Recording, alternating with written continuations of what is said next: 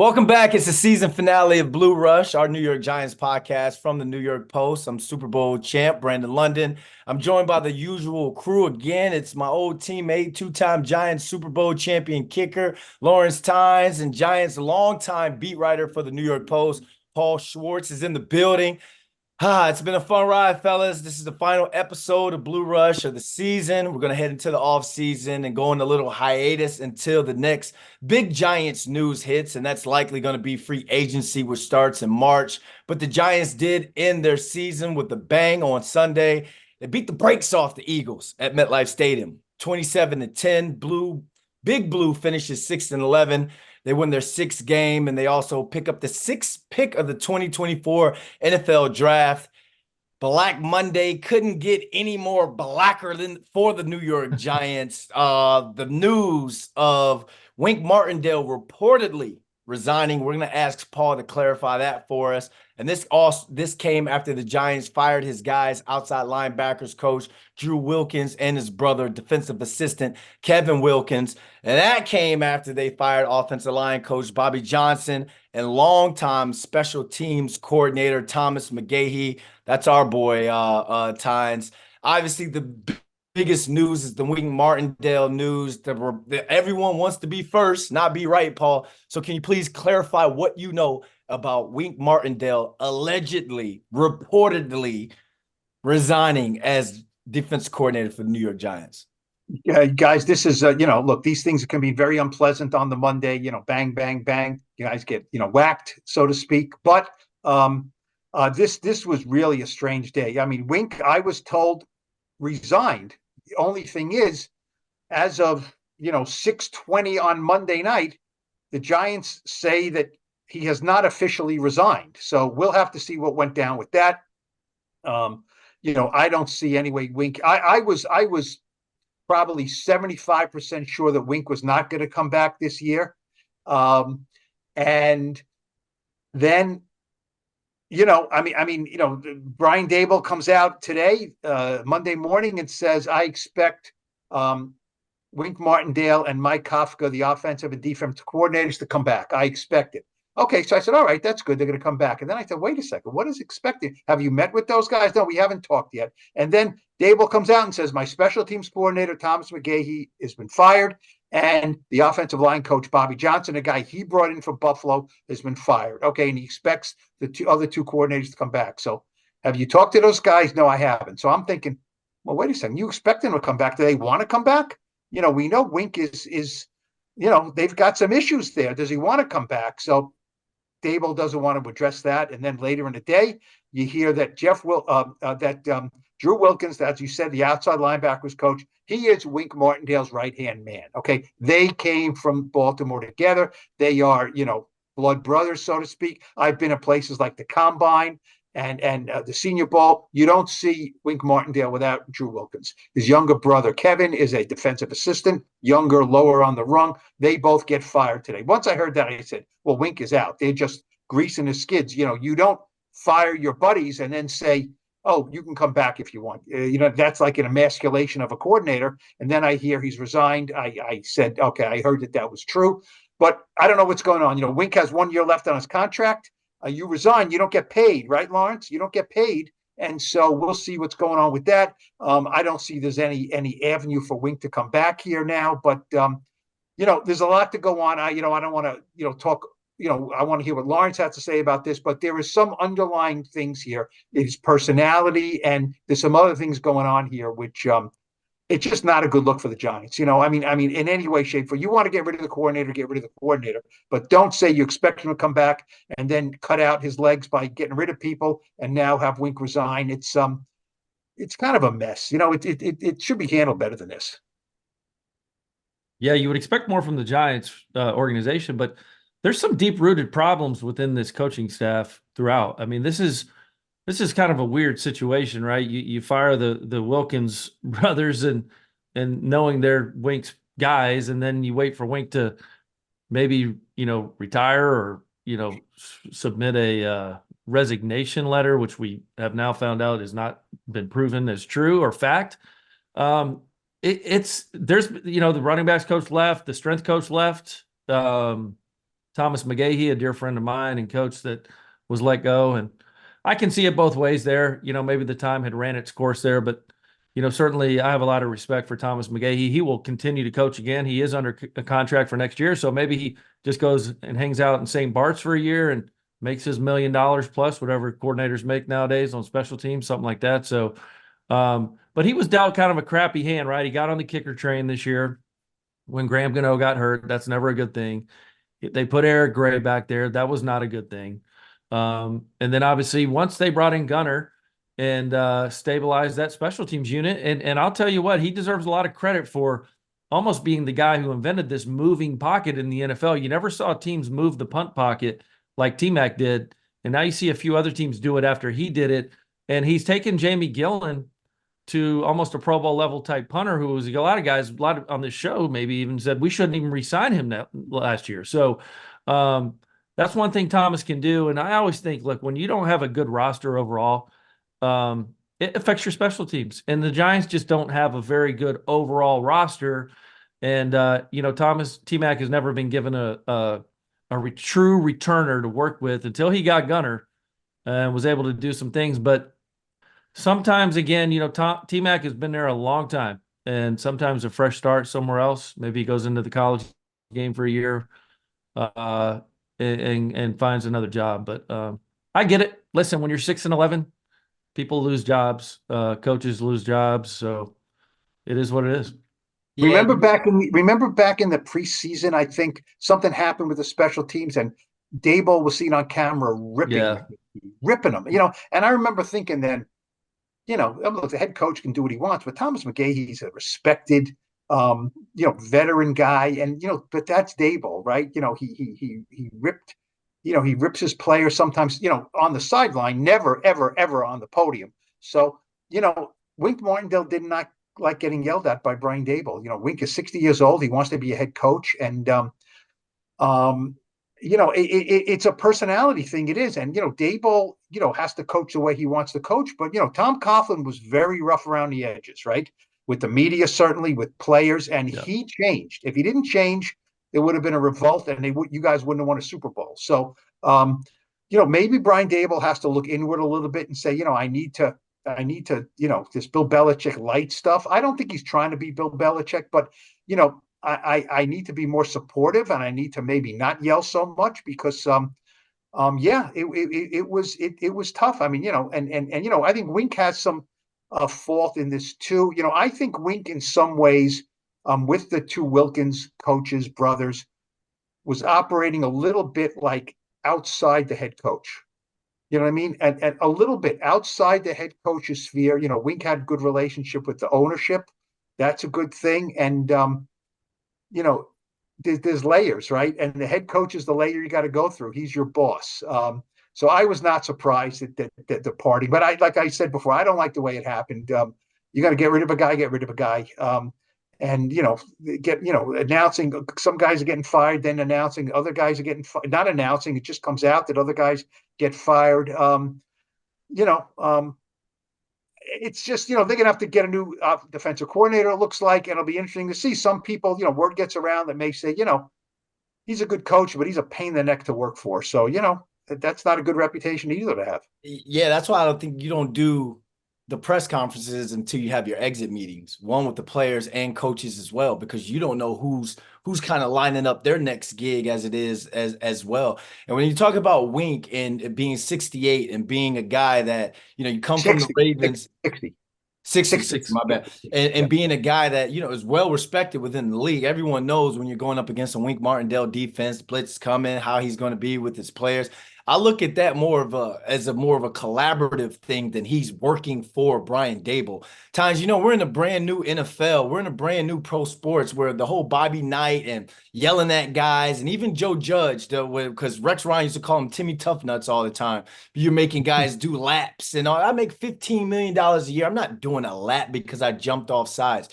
So I look at that whole Patriot way and that hard-nosed type of coaching as something that's dying out. One thing I will say about Brian Daboll, a lot of the players do go to bat for him. You see him, remember last year, it was all good last year. You're playing juicy in the locker room, you're winning. Everything looks like it was a good times, but now you go 6-11, everything kind of comes out and it's all unraveling. When it came to Bobby Johnson, I think just the vitriol online when it came to the offensive line and everyone looking at Evan Neal, how he didn't kind of take a leap forward. It took Andrew Thomas a year or two to take a leap forward. John Michael Schmitz looked good, but just the offensive line has been a question mark for this team since Gettleman. Not even, before Gettleman, like this, the hog mollies and the offensive line have been absolutely terrible for this team. So it's just, it's an unfortunate thing because when you talk about the defense and Wink Martindale, that was kind of like a bright spot for fans. Like people were excited about Wink and what the defense was going to bring each week. But again, it's right now, Paul, like this is gold for the beat writers because the Giants really do look like a dysfunctional franchise with how everything's coming out and the way things are happening. And it's just like times it's like, do you recognize this organization, man? No, I thought, on Wink, I don't get what the love fest is with him from the fans. And I get a lot of fans like him. And listen, I know we led the league in turnovers from a certain point, maybe even the entire league. I just am, there's too many stinkers for me. And to rank 28th and 18th, I think in his 2 years here, what leg do you have to stand on to say, yeah, I should keep my job if they're not firing him or he's resigning, whatever's happening. I just don't think he's as good as people think he is. John Harbaugh wouldn't have got rid of him in Baltimore if he was that good of a coach. I'm not saying he's not a good coach. I hate to say that. I just don't know that scheme can work in today's game consistently anymore. I just think the way these offenses operate, you've got to play straight up. You've got to have more. You can't just fling blitzes at people all game long. It just doesn't really work. I mean, you just don't see it working consistently enough. They've got good players.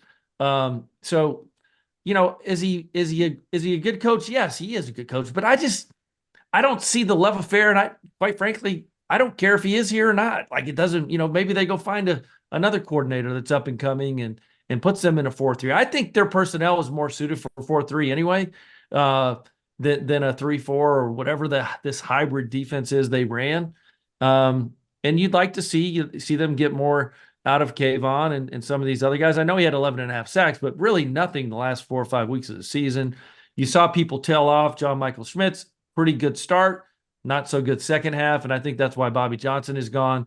But the offensive line did play better in the second half of the year. I mean, I'll be honest with you. I thought Matt Pert actually, had a nice game against Philly and he has not played a lot of football. That was good to see for a guy who's been hurt and injured a lot. Don't know if he's in their long-term plans, but yeah. So, there's a lot of change going to happen with this franchise and more pressure on Brian Daboll and Joe Schoen, right? Year 3, they're really going to have to go. I think it could be a playoffs or bust, to be honest with you. Well, look, that's six coaches now, right? He's going to have to replace. They fired 4 of them. Nixon left to go to Syracuse, and Wink, presumably resigns. That's 6 guys. I know. And then you got the strength coach in there too, Paul. The strength and conditioning coach. That's 7. That's a big position. Yeah, yes, he left. It's a big position. I know for a fact after the Cowboy game, right, where we saw Wink and Daboll have words, right, at halftime that they were depleted in the secondary, right? They were, and I think Brian Daboll thought we can't run the same schemes. We're depleted in the secondary. We can't give up these big plays. What happened? They gave up 640 total yards, right? Yeah. And that was like, you need to adjust. And John Harbaugh had some of the same complaints that, Wink is a really good coach, but the adjustments there are not there. It's his system. So, but we mentioned, okay, Bobby Johnson left. Okay. You want to pin Evan Neal on him. He didn't progress. They're not firing the GM who drafted him number 7, right? Okay, so there's a fall guy there. Special teams coordinator. Okay, it's probably run its course with him. Fine. But was there an outcry that said, boy, the outside linebacker position is not being coached well? I mean, Thibodeau progressed. Jihad Ward was second and had a career high in sacks. Ojolari couldn't stay healthy. So, I mean, I don't think you could look at that and say, we need to make a change at the outside linebacker coach position. This was more, your Winks guy, you're kind of in bed with him, and that's not going to work anymore. And that's kind of a drama queen way to go about, moving parts around on your staff. So yeah, I didn't expect this year to be this much turbulence, and there's some turbulence. Paul, and Brandon, I'd love your opinions. Do you guys think the Xavier McKinney, Wink Martindale situation had anything to do with it? Well, I think that, which we've talked about on the show before, that Daboll definitely didn't like that Wink, made a small story into a big story by, I went to X and talked to him, and that's never happened in my career. It could have died down if Wink just said, it's an internal matter, we'll handle it internally, the way Daboll does everything. And they're different, and Wink didn't like that a prominent player is saying there's a communication, breach here, and that's a bad reflection on him. Wasn't that big of a deal that he could have squashed it. He didn't. I don't think that was like okay, that's a real demerit, I'm going to fire you for that. But it shows these are different guys. Wink wants to operate in his defensive fiefdom. You know what I mean? Kind of like, he didn't rip Daboll or rip the coach at all, but he kind of, and he didn't always, he didn't really rip the offense, everything like that. But I thought also, Wink, a lot of times after these games came out and said, we did a lot of good things. And a lot of times they did some okay things. You know what I mean? He didn't fall on his sword a lot. And, coaches usually, especially coordinators and assistants, have to fall on their sword, right, when the team loses. You think he said that because he felt like, I got no help from the offense? Defense has to be the reason why we win games. We've got to force, what was that, a span? I think 12 turnovers. I think there's always that games. Underlying, like, hey, we did our job without saying it. I'll yes, say this, though. I think as long as Bobby O is on this defense, they're going to be just fine. As long as Bobby Okereke is on this defense, I don't care what scheme it is. You get a leader like that and a guy that with that kind of smarts and headiness and football acumen, I think they'll be fine. They've got players. As long as Bobby O is there, he'll make any defense work. I mean, he's a great signing right now. Great. 1 year, never great sign. Not a good signing, a great sign. I mean, $10 million a year for him is fantastic. Phenomenal. But I asked him after the game. I went to him after the game. They were happy they won, and I said, "Okay, now if the season's over, what do you? There is certainly talk that Wink won't be back." This was after the game, okay, and he goes, I don't even want to think about that. Just he and I talk. I don't even want to think about that. And I said, well, how big of a loss with that? And he says, we need him back, man. I don't even want to think about him leaving. We need him back. We're building something here. Okay. So then today, after the press conferences, I went to Okereke in the locker room and said, well, Brian Daboll said, he expects Wink to be back. Okay. Now that's all I said. And he said, man, Wink is great. He's helped me tremendously. He said, and the fact that there's been friction between them, he admitted there was friction. He said, even though there's friction, it's a brotherhood, right? I have friction with some of my teammates and we do everything for the betterment of the team. And he said, that shows the character in this building that even guys who have friction can figure it out. And so I was going to use that Wink is coming back. And what does that say now about the culture of the building, that this friction look likely leading to a resignation and ugly ways? It's not, Okereke was really down when I said that Wink might not be back. So he's going to be really down. He's going to be really down about it. There's no, Dexter Lawrence. That's understandable. I mean, those guys probably worked, that's like the quarterback and the offensive coordinator. Like that's your guy, right? Like he wears the green dot. He calls every play. And that's understandable, and I would expect Bobby to react that way. But I still have a lot of confidence in him, the player, to rally and get 10 other guys to play really good defense, because he is the quarterback, right? If we're going to talk about franchise quarterbacks, he's the franchise middle linebacker. And I think you have to start again with a new scheme, right? It's not going to be, Wink's scheme is very different, right? Very different. And it's difficult.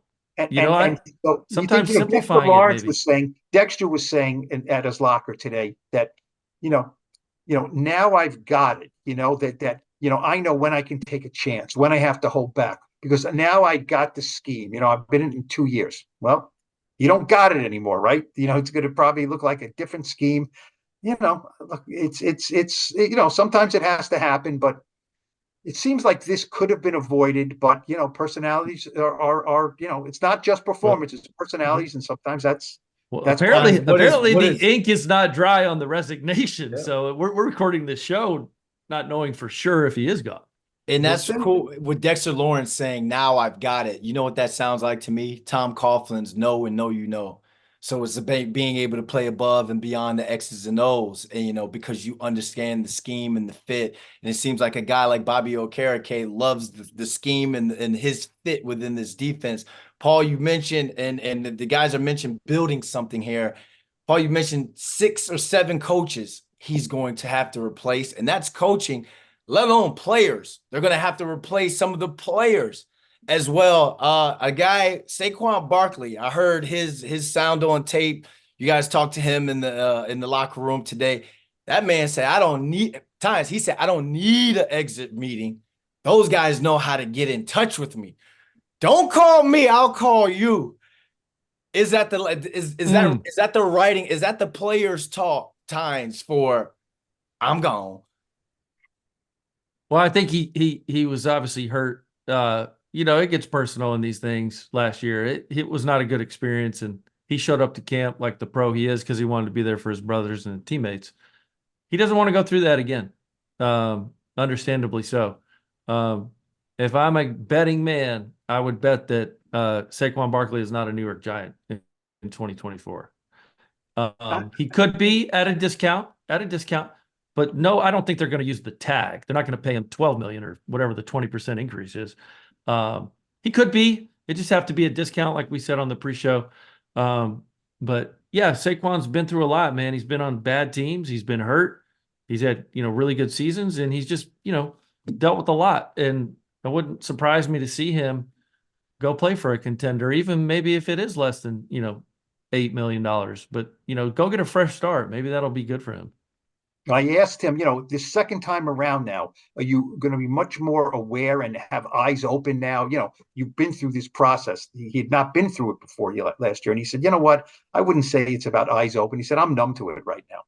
I'm numb to it. That's not a good, expression for a player to use. I'm numb to it, but it's true. He's numb to it. See, the thing is, I can't think of a contract that the Giants would offer him that he would take before hitting free agency, because it's going to be lower. It's not going to be high. It's not going to be what he was offered last year. And he's not going to accept that. So then he's going to hit free agency. I don't think they will tag him. I don't. They did it last year. They can do it again. Joe Schoen said that's a vehicle we can use. I don't think they'll do it again. And so if he gets the free agency, he's not going to come back and say, well, I promise the Giants I'm going to give you, the right to match it.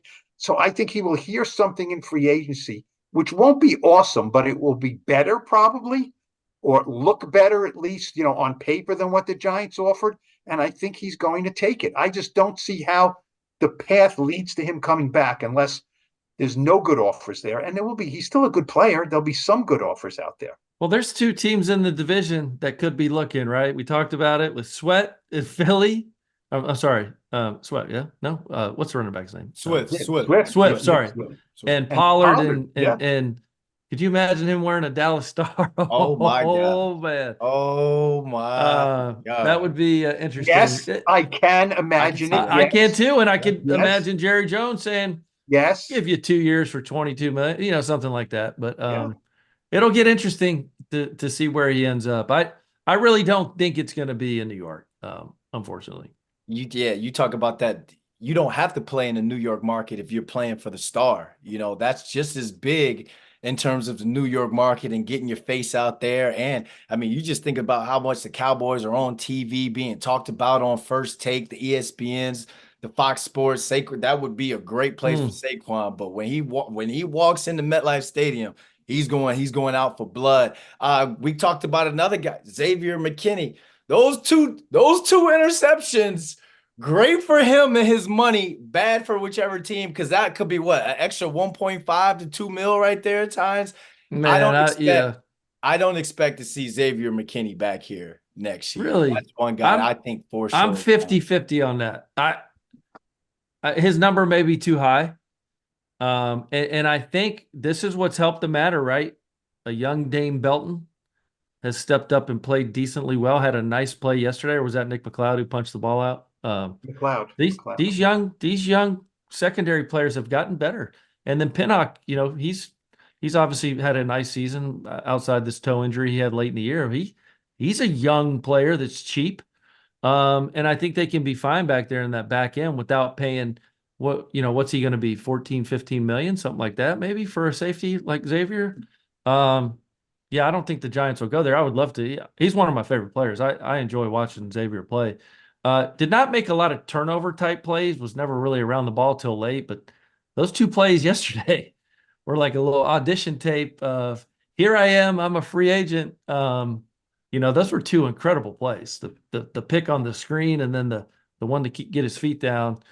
I would lean towards, him probably going somewhere else just because the money won't be there from the Giants. Well, it's an interesting thing, isn't it? Because, you say the money won't be there. And I don't disagree with you. I agree with you. He played every snap, right? He and Bobby Okereke played every snap all season, which is just stupidly, impressive. I think it's one of the craziest stats I've ever heard. As Bobby Okereke said to me, it's not always about getting hurt.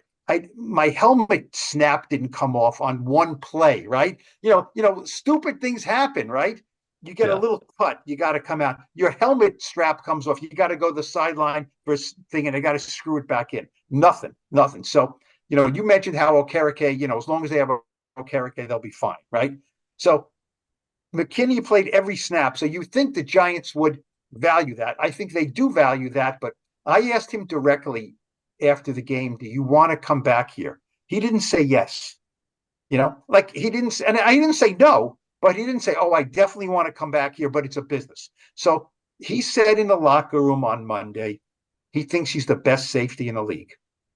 Okay? The best safety in the league, which he isn't. That he, there's no hometown discounts or anything like that. So that's not, Saquon saying he wanted to be a Giant for life or anything. So I think he's his.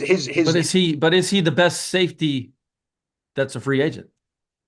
That's all that matters. And he could be. I don't know the list of. I don't think Antoine Winfield Jr. is a free agent. He's a fantastic player, but there's he could be at this point in time. He could be the best safety. And teams have to pay the premium, right? If you want something, just like the quarterback, every year this quarterback resets the market.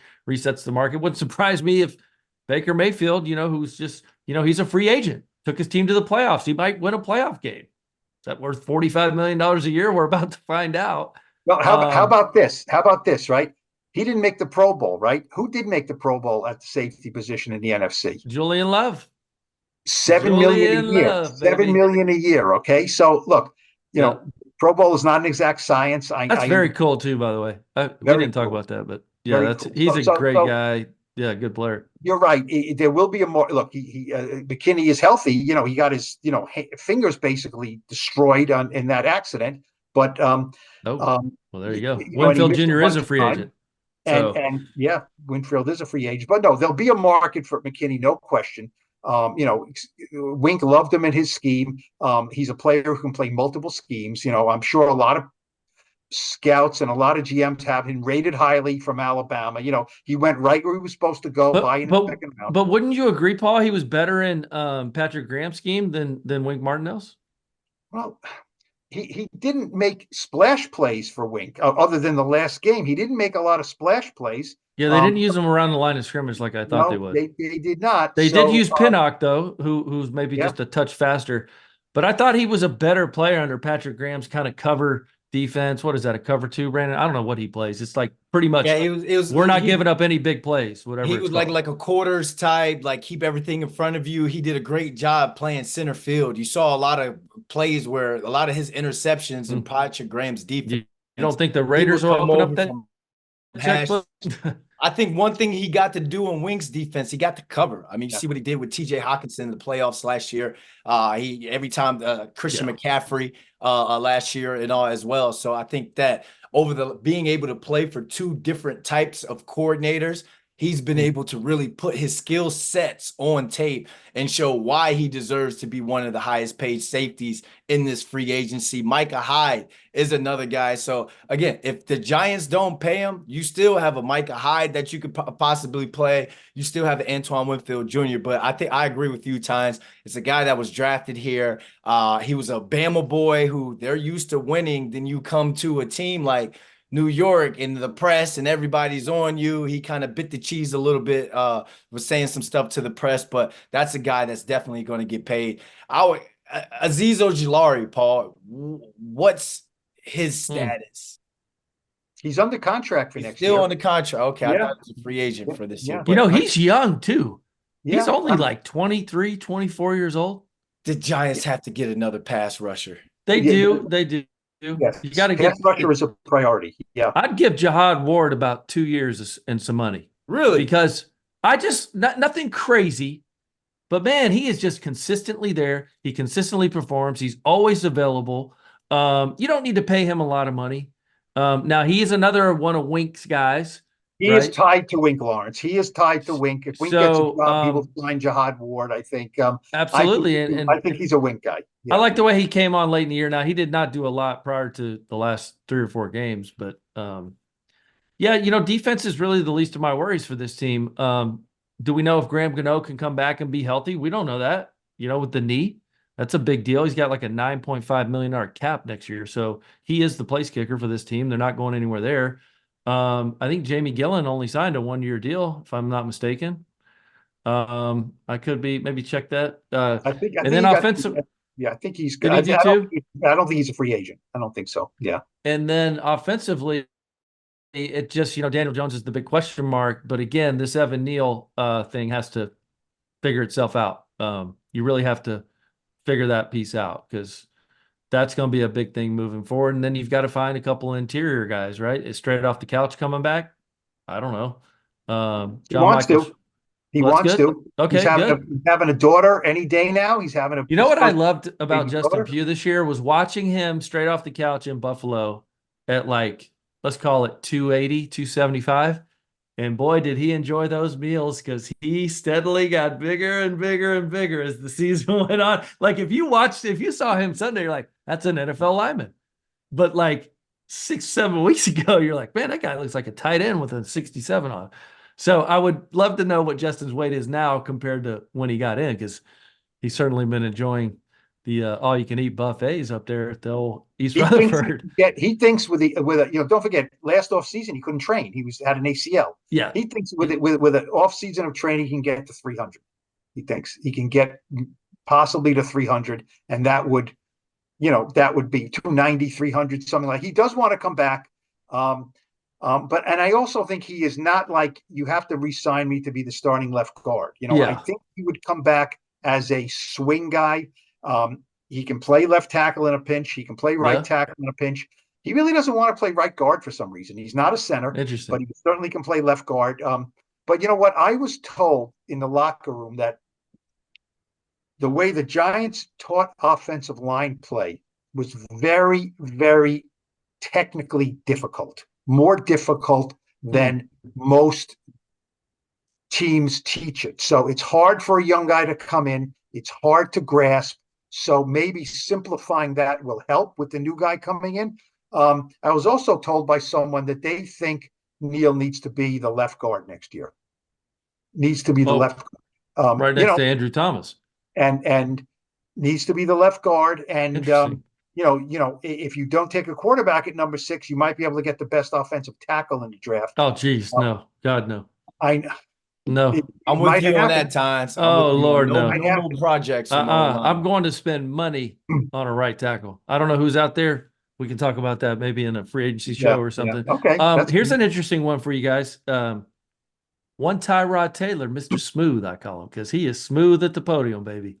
There's nobody smoother than, I don't know Tyrod Taylor. I'd like to hang out with him just for like a couple hours, a couple cocktails. He's a cool guy. He's a cool guy. Just a cool guy. He has played well enough to maybe, I mean, he could win you some games, and he's familiar with this offense. He would make the most sense if you're kind of looking for someone to bridge that between him and Daniel. But man, he played outstanding the last couple. But there's going to be some suitors, right? We've talked about this all year. Backup quarterbacks. Someone's going to maybe open up the checkbook for him. I get he's 32, 33, but someone may say, hey, this guy's worth the money. Let's go get him. Now, Daniel spoke today. Daniel spoke in his locker and said he believes he will be ready for the first game. He thinks he'll be ready for training camp. Doing a lot of squatting. He said, strengthening the muscles around the knee. Maybe not squatting with weight, but just strengthening the muscles, and he's on schedule. He's a very hard worker. He's a good athlete. I would think he'll be on schedule. Knock wood, there's no setbacks or anything. But he doesn't give up much. I asked him point blank. I said, should the Giants not take a quarterback with the number 6 pick because it's your job? And he said, he laughed. He laughed. I think he liked the okay, it's good try at a question, which I will not answer. I'm concentrating on myself and this, that. He said he's still confident in himself, in the team, and in the process. He just looks sad. It's when you lose your team and you're hurt, I get it. You're sad. You can't be. Not everyone could be Sterling Shepard and be bouncing around last year. It was very tough for him. Daniel said he will stay in the area, to rehab. As you knew he would. Just think of the year, right? The year difference. Last year at this time, he just beaten the Vikings in a playoff game. Soon, this year, this next week, and then lost to the Eagles. Is he going to be back? Are they going to tag him? What's the deal going to be? He gets that big contract. And then, ever since that contract, has anything gone right? Anything? No. And you have to, money. I mean, obviously he did feel sad. We took away your pens and paper, Paul, for 9 months, 10 months. No stories, Paul. No more writing. You would be sad. Like with $80 million in guaranteed money. 80 million. Would you? You'd be down there in guaranteed money. Here, you want this? Paul would be down. Hold on. You want this? You want this? Take it. Here you go. 80 mil. Yeah, take it. I'll deal with it. I'll do down some in Florida. You'd be down in Florida hanging out with Dad down in Fort Lauderdale. Yeah. So let's talk about that 6 pick. Let's talk about that 6 pick because that's you're at the man. For those that's a number one pick.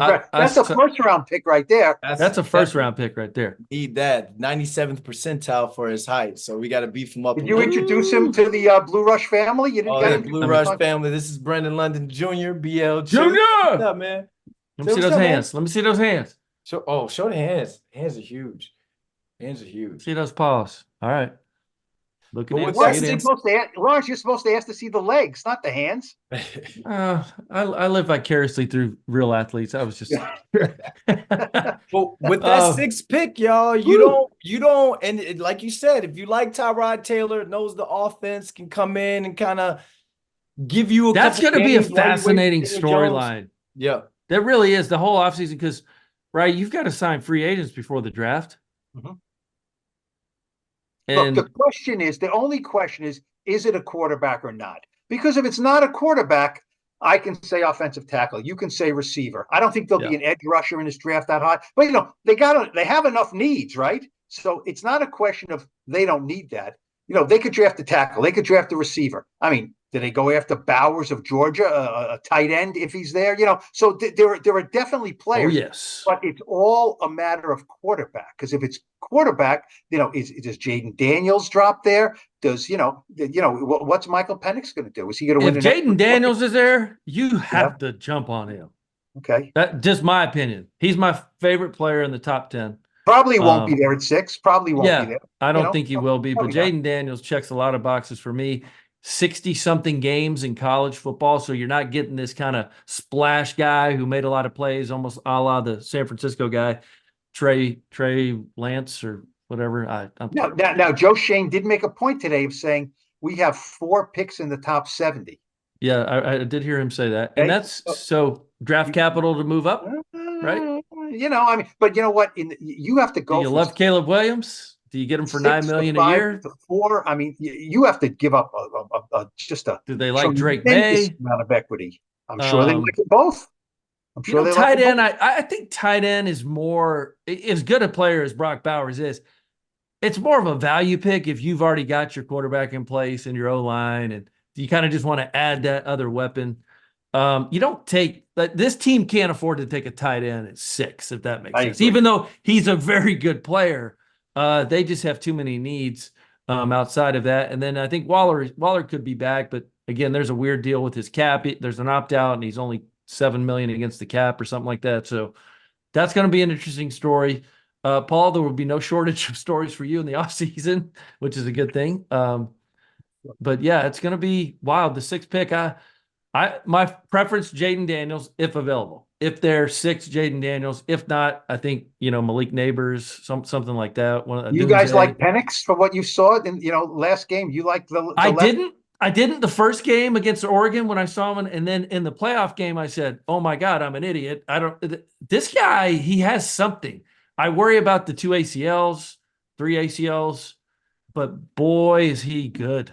He's good. He's fearless. I like that he's fearless. I don't know. I like Jaden Daniels a little bit better. I think what they do with that 6th pick all determines a free agency. What you go and you get free agency, what holes you get in free agency. Yeah. Other than quarterback, because they're not going to sign no matter who they sign, a veteran or a young quarterback. That's not going to say, okay, now we won't take a guy in the draft. The draft is its own special animal. It's just, whenever there's the likelihood or the possibility of a quarterback, Lawrence, you mentioned the storylines. Whenever there's a chance, team has a high pick and they might take a quarterback. And there's no question that the fan base is, I don't even know if they're divided. I think most of them would like them to take a quarterback. So that always just ups the ante tremendously, because the Giants didn't expect to be at 6, right? They were 9-7 and won a playoff game this year, last year, which is why they signed Daniel, because they said, if we don't re-sign Daniel, who do you want us to get? We're not going to get one in the draft. We're not going to sign somebody in free agency. Daniel's good. We like him. He's our own guy. We're going to sign him. So there was a very quick answer from Joe Shane today, which you would expect. He's the GM. He's not going to show his hands. But when someone asks, is he your starter next year? They're like, yep. Like, it was pretty matter of fact. I didn't expect them to hem and haw over it, because obviously this is a little bit of a poker game with the rest of the league too. So I don't know what to say. Am I looking too much into that? How quickly he answered, but he has to be right. You're married to him for $40 million, $40 million next year. He is going to be on the team. So somehow you just have to make it work. Hey, Eli Manning was a day 1 starter when Daniel Jones was a rookie, right? Yep. Right? Yeah. And then in week 3, he wasn't the starter. So yeah, to say that Daniel Jones will be our starter on opening day if he's healthy. Yeah, because probably whoever they draft won't beat Daniel Jones out. But then look, the handwriting's on the wall, right? The handwriting's on the wall. Look, Lawrence, if they drafted a kicker in the 3rd round when you were there, the handwriting's on the wall, right? Well, yeah. It's what happened in Kansas City. It's why I ended up in New York. They drafted a kid in the 5th round. So I started calling all my coaches friends. Hey, you got a job for me? So thankfully T-Mac came and rescued me, and then they get rid of him today. What a bunch of jerks. No, it's just the business. He'll be paid handsomely next year to sit at home or coach. So it's a brutal business. We all love it, but it's tough on Mondays after the season. Yeah, and everyone makes big jokes. Oh, Black Monday. I never treat it, frivolously, because fire this guy. Oh, look here, Arthur Smith got fired. Oh, he's a foof. Oh, this guy, that guy. Head coach get fired. That means what? 12 staff members are going to go. 15 staff members are going to go. They're all going to look for jobs. They're all going to have to relocate. I get it. Yes, it's a business. You got, you get paid a lot of money. It's the top of your profession. But, it's I mean, did T-Mac get stupid this year? I'm not saying they shouldn't go in a different direction. Did he get stupid? No, we didn't get stupid, And maybe if they would have drafted a guy in the 4th round who could be a return guy, right? Like teams do all around the league, and they do well, then maybe he would look less stupid, and maybe he would still be okay. If the guy they drafted ran back, ran back a punt or a kickoff for a touchdown, right? Instead of having Eric Gray, navigating, looking up, and then putting Sterling Shepard back there. I don't know. It's tough. It's tough. But yeah, it's a rough day, and we'll see what happens with Wink, obviously. Yeah, I always look at Black Monday thinking for the kids as well. I'm a coach's kid, eight different schools in 12 years. So, you got to think about the kids uprooting and having to leave their friends and their neighborhood and their community as well. But we know what our dads sign up for. So, final thoughts, guys, going into the off season, the state of the Giants. Paul, you go, I'll go. Then Tynes, you kick us home and throw to the Scotsman. If you guys are political guys, the president, when he gives the State of Union address and he talks a little bit, and he says, and I want to say to the Congress and the American people, the State of the Union is strong. And everyone cheers, right? Or like half the people cheer, depending on if you're a Republican or Democrat. Last year at this time, I think we could say the state of the Giants was strong, right? This year, a lot less strong. Uncertainty with the coaches, uncertainty with the quarterback. We just very quickly today said, well, we don't think Saquon will be back, and we don't think Xavier McKinney, who played every snap, will be back. That's a lot of talent and, going out the door. So I think it shows how different one year can be to the next. And, it's a very much a wait and see with everything now. It's a whole new ballgame with the Giants now, unfortunately, because they thought they were out of this, and it looks like they're right back in it. I say, Joe Schoen, get to work, baby. I can't wait because, you talk about your first two signings in free agency could put you in this organization back into the good graces within the fan base. If they can make two splash signings right away, or trade or signing, then that gets everybody back. That gets everybody back on the same page as an organization, as a fan base. So I think this is going to be Joe Schoen's biggest. Obviously, it's the second year being a GM, but I think this is going to be one of his biggest NFL off seasons. Times. Yeah, there's a lot to think about as they go into this offseason, but I still believe in Brian Daboll. I think that the most important thing is I still believe in him as a coach. Now, he's going to have to fix whatever problems he has with people in a building because it seems like there's some turmoil inside of there, and that can be fixed. Relationships can be repaired because he is a good football mind and a good coach. You hear about how Diggs and some of his former players talk about him. He just needs to get back to that. It's going to be listen, I like this kind of offseason for the Giants because the pressure is on them. Like, I think last year they're like, oh, yeah, we're good. Yeah. Kind of went in this year. I'm not saying they don't feel pressure. Everyone feels pressure in the NFL. But this year, Joe Schoen and Brian Daboll, it's on you. And that will make you work a little harder, spend a little more time evaluating and reviewing your processes that you had in place for the last couple of seasons.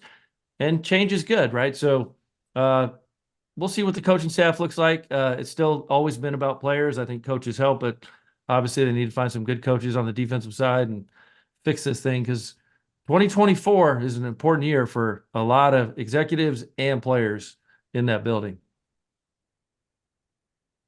All right, let's hear from the Scotsman one more time to close us out for the regular season. It's been awesome being on the show with you guys. Yeah, another good year. We ought to let B. London Jr. close us down. Close us down, man. He needs to eat right now. My man's going crazy. Say bye, man. Say bye. Say go Giants. Night. Go to the Scotsman. He's like, hey, looking at. So who's the Scotsman? Like that damn kicker. There we go. Let's hear from the Scotsman. And that says cheerio to episode 177. And to season 5 of our Blue Rush podcast, our New York Giants podcast from the New York Post.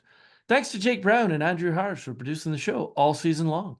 We'd also like to thank the SNY crew, Emma K. Toston and Jeff Stansbury. Thanks to the New York Post and to SNY. Thanks for watching us all season on that New York Post Sports YouTube page. Lots of words there. Click that thumbs up below and comment below what your Giants offseason wish list may look like. Thanks to all of you listeners and viewers. We appreciate all of your time. Thank you, Giants fans, for joining us all season. That's a wrap for us now. We will be back come free agency time in March. Maybe they'll find a quarterback when the Giants make some moves. Until then, stay safe and enjoy the offseason. Until next time, cheerio!